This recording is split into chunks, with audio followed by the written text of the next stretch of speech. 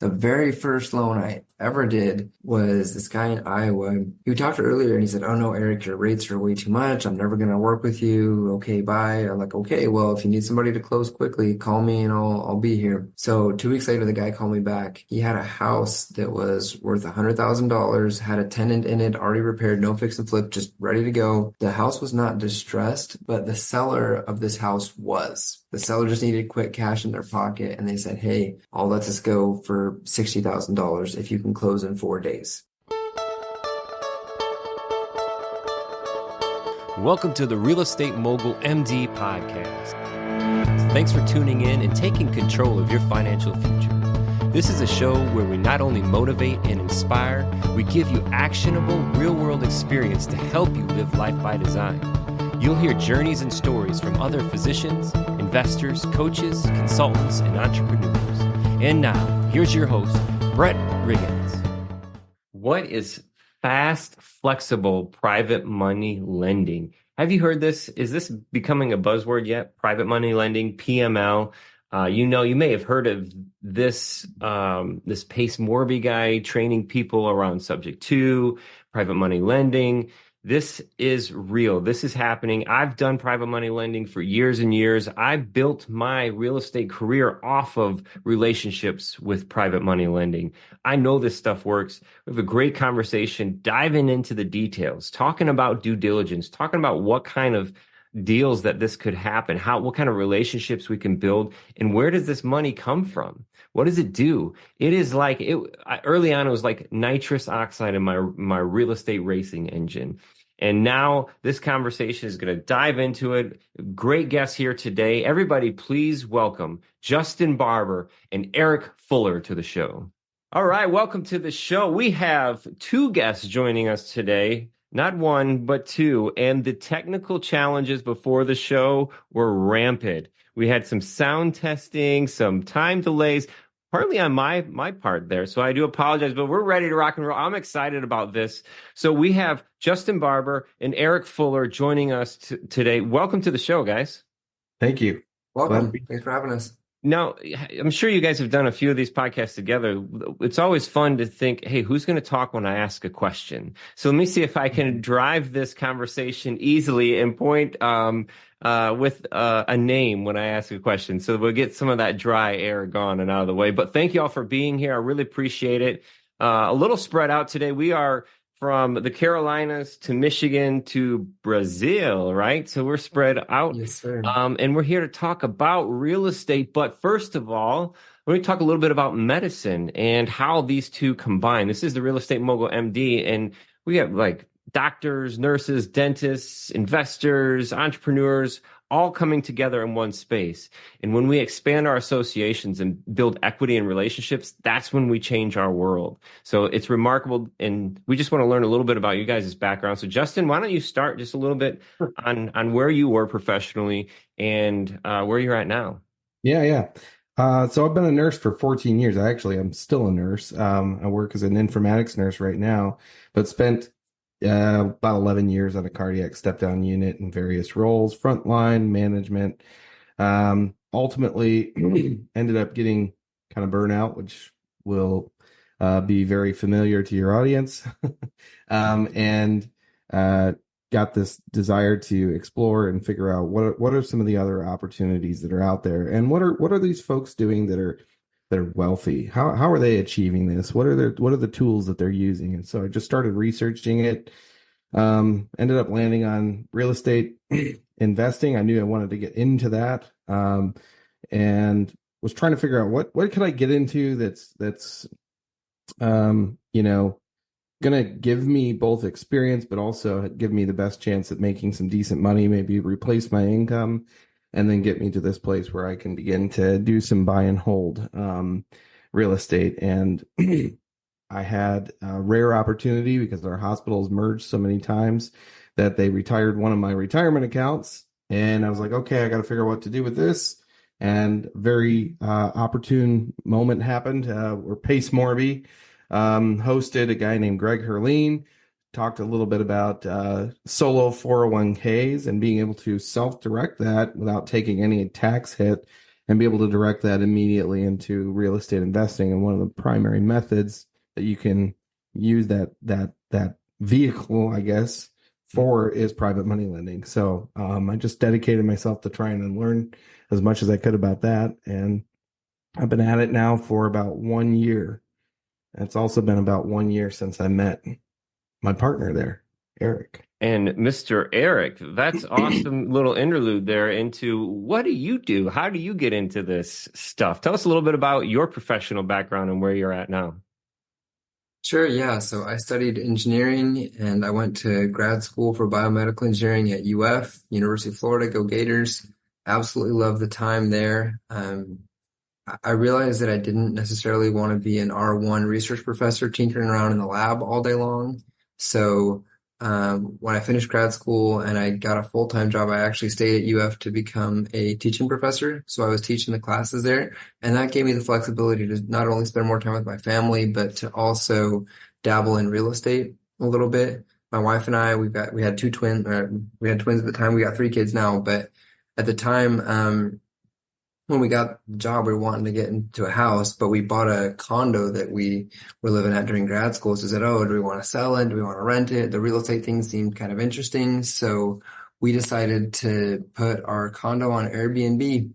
So since then, we connected with others. We did some mentorship, did some trainings and coachings on Airbnb, short-term rentals, that whole world. And since then, we've done several other programs like the Burr Invest Method, the creative real estate, seller finance, sub-2, and all of that. And that's eventually what got me to creative private money lending, which is what I really love to do because it's able to provide a great income and you can do it from anywhere in the world. You don't have to be checking on the properties all the time. So that's how I got into this.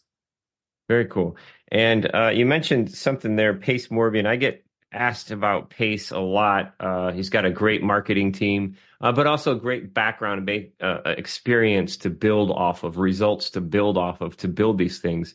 And you'll notice that, a lot of times in real estate and other things as well, too, when we go through and we implement, we create systems, and then we implement and we create results, and we can do this repeatedly, consistently, we're able to then share that with other people. And through that Pace Morby platform, is that where you guys directly met then, Eric? Yep. Yes. Very So cool. Pace has a couple of programs. Sub2 is the main one, which talks about how to take over someone else's mortgage subject to, but that's not the only one. There's a lot of different ones that he has. And Sub2 itself, they'll teach you all sorts of different strategies for real estate. It's not just that one specific strategy, but there's a separate mentorship called the Gator Method. And that basically talks to you about how to take gator bites or chunks out of other deals. Like, hey, how can I help solve a problem? How can I provide short-term money for either short-term private money loans, EMD, double closing, any of the above, to be able to insert myself into a deal and then get a chunk of the profit because I can save the deal essentially. So that's the program that both Justin and I met each other on, and we realized that we could form a partnership and do our lending together. That's awesome. Private money lending. I talk a lot about this, and I've actually been able to help other people out in certain situations where you go out and you just, I give them credit for taking action. When we look at the way they took action, I'm just like, oh my goodness, what did you just do? Right. So I've been able to help a few people in those situations because early on, I learned this private money lending thing. Right. And early on, I actually learned subject to and the ability to take action, but do it in a way where you can lean on your due diligence to mitigate risk is really, really important. So you guys met, expanded your association, got both of you kind of around that medical world, right? And then got this connection. And I get asked a lot, do you know Pace Morby? Do you know subject to and in private money lending? Well, I guess this is a good scenario where, hey, this is it works, right? The two of you guys coming together and building off of this. Justin, what was your biggest challenge, I guess, kind of coming out? It's still relatively new. I'll put that out there. If we bent your ears back, it's still a little green back there, buddy. But in that process, though, what's been the biggest challenge? Because this is just the start, right? And if it is in the trajectory of what you're telling me in the last week or two of the way things are going for you, what has been the biggest challenge for you to make this leap? I would say there's two challenges. One is getting over myself and my own inhibitions, right? I've found that I'm actually fairly good at a lot of the things that I doubted in myself, right? It's very easy to doubt yourself in this space, especially if you're heavy into risk mitigation. I'm a freaking nurse, for crying out loud, right? I mean, I'm like, what's And an plan A info, right? and There's plan info B, there too. and let's go plan C if this patient crashes this way, Yeah. right? So that's like literally, my whole existence is risk mitigation. And so for me, I jumped in and I had a little bit of FOMO, and I was like, okay, this is great. Look at all these people. They've got like 30% deals. Boom, boom, boom. Eric was actually my first check-in with reality because I had just started networking, and we met, and he reviewed a deal that I was thinking about funding, but I just didn't have peace, and he was able to break it down what items I had missed that were critical in the due diligence. What was it? Many items. There were a lot of things. One, it was a second position.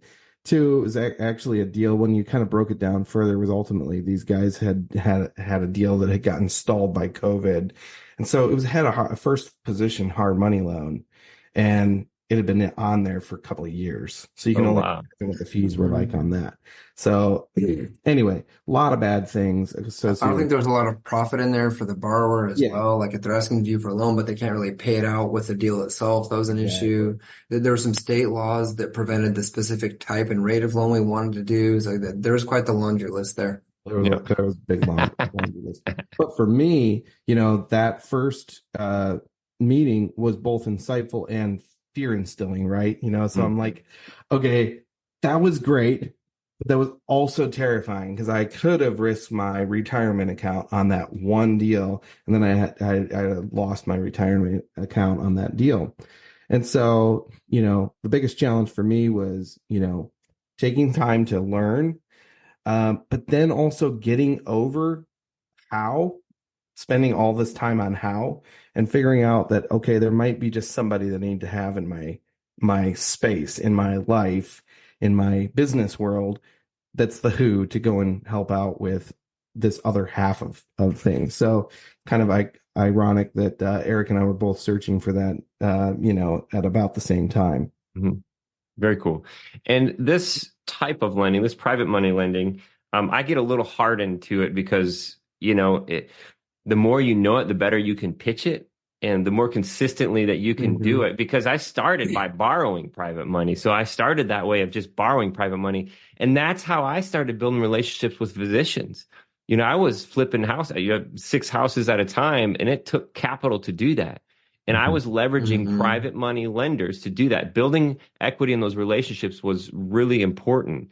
So could you help us understand, for the listeners out there that aren't keyed into it, what's the difference between the private money lending versus the conventional, traditional financing?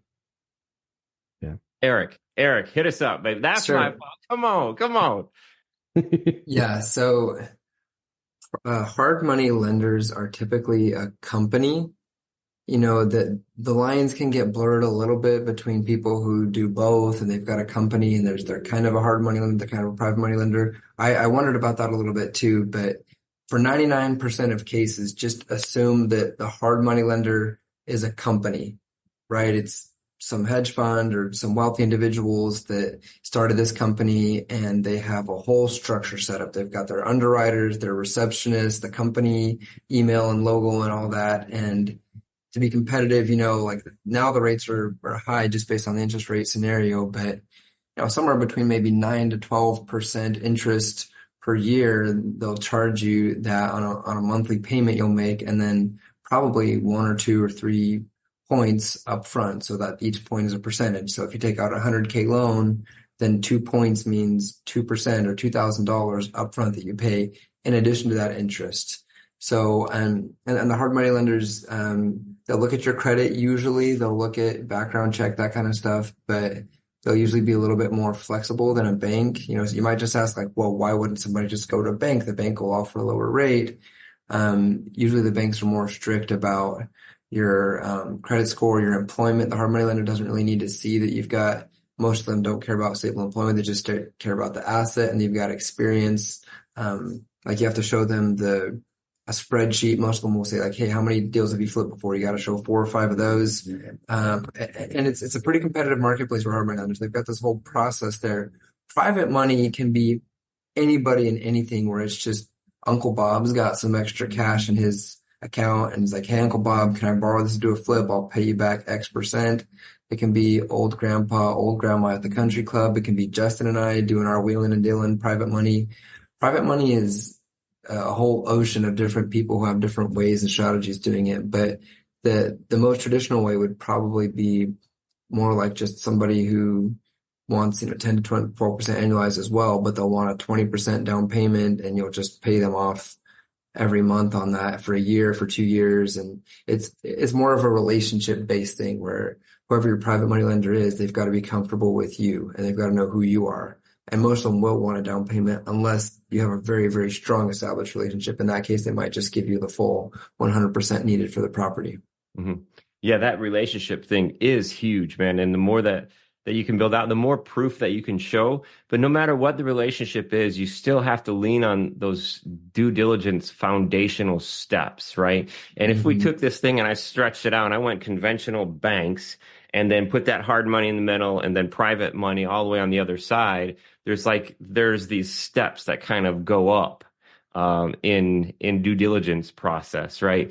In that conventional way, working with a bank, especially, in that Fannie Mae, Freddie Mac, those the qualifying mortgages, right? That process step is huge, right? But then breaking it back down and depending on those relationships is huge in the private money lending sector. For me as a borrower, I love to pitch the deals, like you're saying, to your uncle or whoever it may be, that work the best for me. So I was working, but I was still providing that foundation of due diligence security, right? The where, the what, the how this process was happening.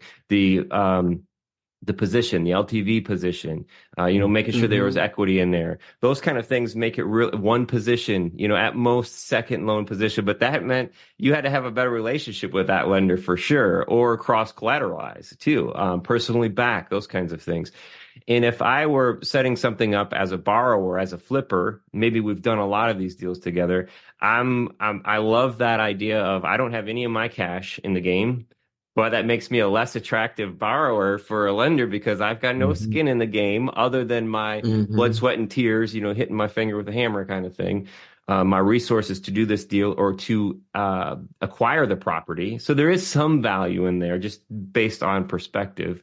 And, I would be looking for no draw process. I don't want any inspections. I'll provide you pictures or if you need them, so I want to, as a borrower, I want to set it up as smooth as possible to not have to jump through the hoops. But each step that you go up, you're really getting into more of those due diligence things that will lay out there. And again, it's based on the relationship. And no matter what the relationship is, we have to have these checklists. We have to have these things because it has to be more than friendship when it comes down to your finances, right? Justin, what would you, if you would have lost that first chunk based off of a handshake deal or something, not that you were doing that, I mean, how would that make you feel? Pretty devastated because I don't know about anybody else, but to save that kind of money up into this using the stock market as your vehicle takes a lot longer. Yeah. So that represents about a decade worth of savings. Being pretty religious about it and hoping that the stock market doesn't fall when Joe Biden falls down the stairs. Yeah. So. The world, and there's so much going around with that in mind, and that is so out of your grasp, out of your reach too. Now, there's some things in real estate, right, that will cause the up and down. And the more volatile market you're in, the less safety that you have. If we're buying with a better equity position, deeper discounts, less leverage, that's going to be some of the things that secure us. Justin, what are some of the other things that really provide that security for the loans that you fund now? Yeah, for the types of loans that we're doing, the biggest thing is the LTV, Loan to value. making sure that we've got appropriate loan to value. And I will say this is probably the most misunderstood thing that we encounter. I run into a lot of borrowers and don't understand the loan to value, and they'll look at you, they'll ask you to put something in second position, and they'll calculate the loan to value for you based off of the fact that you've only got 160,000 in this In the deal. whole value of the property. Yeah, it's only a 40% loan to value. No. First Yeah. position and second position together. Yeah. Now we're getting closer to 100% loan to value. Right. And so being able to pull that together and recognize, okay, we're going to need, cross collateral or something to ensure that the total loan to value is much safer. So for us, we're only loaning up to a 70% loan to value in first position and a 65% loan to value in second position, which sounds counterintuitive because the second position, which means you should be using up even more equity, which means that naturally it would seem your LTV is going to be a lot higher, and it would be, except that we're going to seek cross collateral or we don't do the loan. Do you ask for, Justin, do you ask for personally guaranteed or, the commercial type guarantees? We do. Yeah, we do. And, that's a nice added layer of security. I would say probably most of our loans are for folks who maybe don't have a ton of personal liquidity. Yeah. We'd have to tap into other resources. The higher the risk, the higher the return for you guys. It's Exactly. the hand and the other, one hand and the other thing. But in this perspective too, when we're saying like a personal guarantee or a commercial guarantee, what I'm going to do is I've got this mortgage. Now I'm not a licensed mortgage person. I don't even know what that's called. So that goes to show you I'm not one of those guys. And I'm not an attorney, but I've just off of my own experience. We've got that mortgage on the property or deed of trust, depending on what state you're located in. And that gives me basically the first right to any income when that property is sold. So I've got a lien on that property. That thing, as long as you're recorded, I could sign a mortgage, and if it's not recorded, I'm still going to have a battle, right? But it's got to be recorded. That means I've got that first place, right? I've got that first cash coming in. When we do these personal guarantee or this commercial guarantee, depending on if it's in a personal name, the property, or an LLC, we use these different documents to get over those lines and say, okay, Uncle Bob, you had this property, but now I know you've got that property and I need more money because this one didn't pay my whole thing. So it allows me to cross the line and go after different assets to make sure that I get my money back. Yep. Eric, what type of deals do you guys typically fund then? Well, I guess I can answer that with a story with the first deal that I ever did. Our favorite type of deals are ones where there is cash that's needed quickly.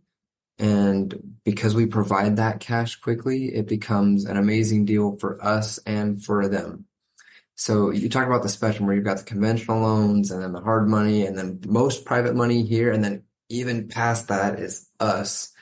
And when I say even past that, I mean less hassle, less paperwork, faster due diligence. Not that we don't do the due diligence. We just go through a very fast due diligence process and we close very, very quickly. But there's a price for that, right? As you go up in these steps, the price gets more as well. So the very first loan I ever did was this guy in Iowa. You talked earlier and he said, "Oh no, Eric, your rates are way too much. I'm never going to work with you. Okay, bye." I'm like, "Okay, well, if you need somebody to close quickly, call me and I'll be here." So 2 weeks later, the guy called me back. He had a house that was worth $100,000, had a tenant in it, already repaired, no fix and flip, just ready to go. The house was not distressed, but the seller of this house was. The seller just needed quick cash in their pocket, and they said, "Hey, I'll let this go for $60,000 if you can close in 4 days." Mm-hmm. So that investor called me back and said, "Hey, Eric, you got 60K by Thursday?" And I was like, probably, let's figure it out." So that's what he did. We closed them lightning fast. We got the money in their pocket, and that one, and all of our deals we have different rates and ranges and everything. That one was just a very quick 1 month bridge loan for 10%. Mm-hmm. So it's 10% flat, not annualized interest. Flat 10%. Yeah, So, short 1 month for 10% wouldn't be worth the struggle on that. Exactly. Because that Yeah. 10% So is annualized, right? When we say flat, it's boom, it's like 10 points basically. Yep. You got it. exactly, Yep. yeah. Yep. So it's like, hey, for me, it's a good deal because I'm first position, I'm very low loan to value, and I send in my 60K, I get back 66K in a month. Yep. That's pretty easy way to make 6K, right? And for them, you can say, oh, that was a super expensive deal, but for them, still they got a 100K house, and now instead of paying 60K for it, they paid 66K. So they still got the Yep. better deal. They got more equity in it than I did. Yep. So basically, we take that principle and we've scaled it up all the way up to $1 million plus loans, where it's the same kind of thing. Hey, it's a multifamily or whatever it is. Somebody has a deal where they can just buy it at an amazing value if they can go quickly, right? If somebody's like, oh, I've got 3 months before I need to close, I'm going to shop around with 20 different lenders like that, they're probably not a good fit for us because they can Hmm. find a cheaper rate or a better partner scenario for their own interest in equity than us. But that's basically what it is. And sometimes it isn't even real estate related. It's just the collateral is real estate. Like I had an NFL player come up to me and say, hey, I need 600,000 or 700,000 really, really quick. Can you get it to me? I'm like, okay, what do you got? And he's like, oh, I got a property that's worth 1.5 million. I'm like, okay, first thing on that property, here's your money, Hmm. and they had a business they were buying, they had a plan to pay us back and everything. But that's basically our superpower. We bring cash to the table really quickly for those kind of scenarios. It has to be backed by real estate that's got a lot more value than whatever we're lending. And I like to give people two options now. We can either do expensive debt, like 10% flat in a month, or maybe 15% in 2 or 3 months. It depends on the rates and how fast it's needed and everything. We can be flexible on that, but the basic option is either it's going to be expensive debt, or we can give you really, really cheap debt and some equity in it for us, which, believe it or not, like some of the top operators are actually starting to like that model where maybe we'll give them a dirt cheap loan at 8% It's annualized in less second risk. It's position on less risk something. for the operator. Yeah. Yeah, exactly. And then, we're getting a very, very small payment, so our money's growing a little bit, but now we got whatever, 10 or 20% equity in a Mm. large multifamily project, and that becomes much more valuable than the 8 or 10% annualized that we got back on that loan after a year. Hmm. Yep. Yeah, that's the building into that equity. Um, hmm Justin, on your transition as well, too, what kind of going into this private money world, into real estate, something similar, what kind of advice would you give other professionals out there, especially nurses, looking to transition into real estate or something like this to get, if they're feeling that burn, that machine that's eating them, right? Maybe they've had that lifestyle creep and they're just working to keep up with their bills. What is some advice that you have for them to make a transition and take action? Yeah. First off, I would say, uh, take action, but then don't do it on your own. Make sure that you're seeking out good people.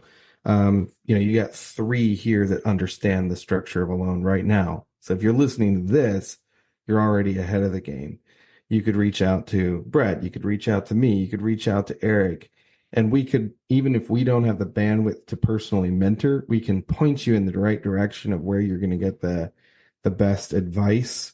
I have friends who will hold your hand through your first loans, literally. So if you want to lend money, and you just want to beat the stock market, and you've got some cash sitting around. I got friends down in Atlanta, Georgia, that will take your money and grow it at 12% annualized.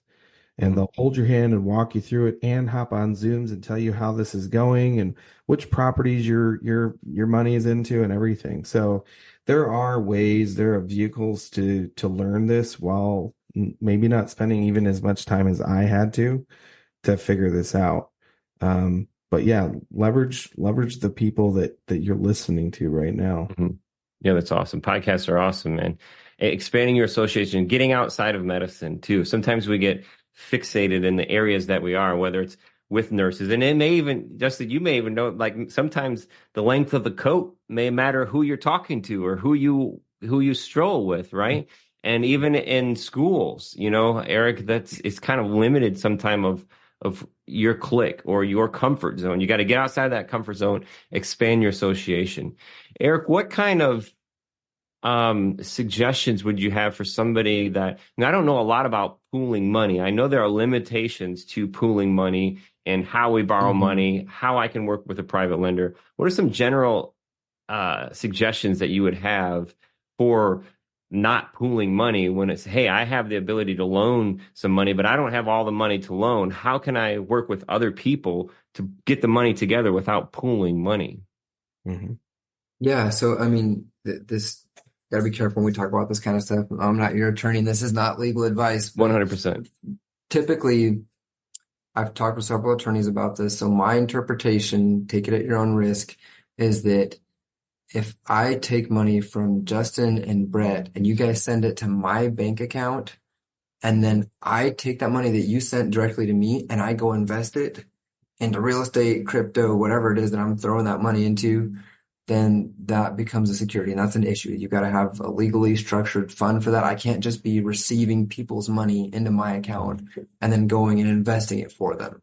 You've got to have a structure. You've got to have a legal setup. You've got to set up that fund through attorneys. Like you don't want to do that when you're getting started out because it's very complex for a beginner to start doing that stuff.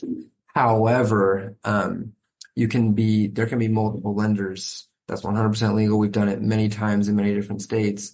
You can have more than one lender on the lending paperwork. So let's say that it's a $300,000 deal and there's 3 lenders, each of us are going to throw in $100K, then each of us can be listed as a lender. You can fractionalize the note and say, okay, everybody's got a 33.3% interest or however much we contribute based on whatever is in there. You want to be really careful about doing that, of course, because if push comes to shove and the loan doesn't pay out as expected, and some partners might disagree on what type of action is, they need to be really careful about being a co-lender with somebody else without knowing them well. But it's really, really simple to actually do that, because we do that all the time, where multiple people will send money to title, not to me. Nobody sends money to me. All the money goes straight to the title company or the attorney's office, and then just whoever put up money will be listed as a lender in the transaction.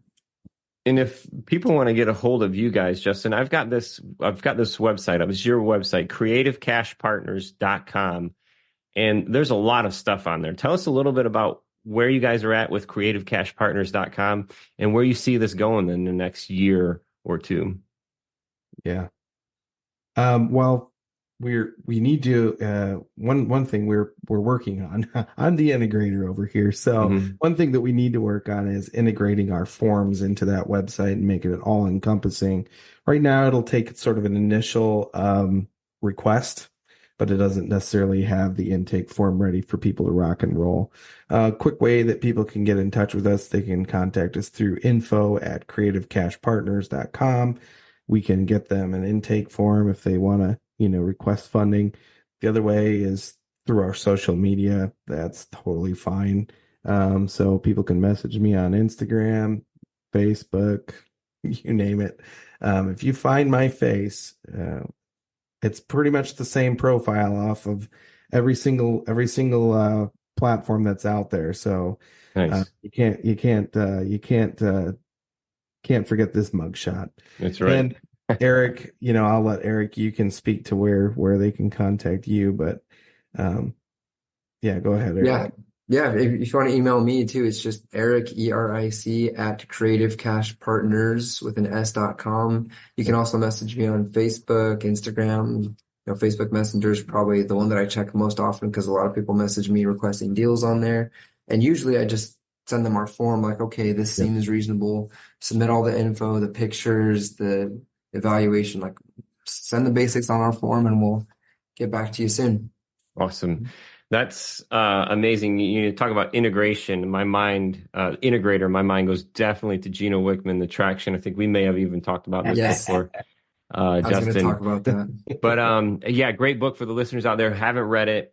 Just launching into even the business, the idea about business. That was a blessing for me. The first day one, I was invited to a management team, and they're like, you have to read this book because this is how we function. So that's how my management style was built, off the foundation of traction. Great book, great focus. The Creative Cash Partners with an S.com. That's definitely sounds like something you repeat after you create a .com and you tell that email like 5,000 times. You're like, oh man, I should have thought about this when I was creating this .com thing. But the last thing I'll share with you guys, and thank you for your time again. You've both been awesome, very, very versed in what's going on. This process, the procedures, the due diligence, all of that stuff to mitigate risk and to consistently turn out profit and help people along the way. Like the gentleman that has a $100,000 house for $66,000. It's about perspective and about the abundance mindset. And when you have to or can switch your perspective to focus on the good instead of the bad, and that's subjective as well too, then there's so much out there for us to build these relationships together. One relationship I want to share with you guys is my team on the back end may be able to help you out with the website as well too and integrate certain things. What CRM system are you guys using? We use Monday.com. Monday? Okay. So yeah, I'll definitely connect you with our back end team. It's Crescent Tech, and they have a company called Streamline REI that's direct to seller kind of thing. But the back end on the CRM system, integrating web development, all of that stuff, the VAs on the back end, tell me how many hours you went through doing some stuff that a VA probably could have prepared for you and minimized that stuff. And it's done at a great scale. I don't get anything pitching them. I just know my experience working with them, setting up my nationwide acquisition company, websites now with Physician Wealth Systems. It's the back end of my machine, my monster. So I would love to share that resource with you. Thank you guys so much. Justin, you're awesome. Eric, pleasure to meet you down there in Brazil. Man, yes, you guys are awesome. Thank you so much. Thank you. Thanks for having us, Brett. Appreciate it. Great. And to the listeners, as always, it's more than just the time that you've given us here today. It's the attention. That attention is so important. It's not spread out because when you spread it out, it loses value. Just like a loan with 3 positions, right?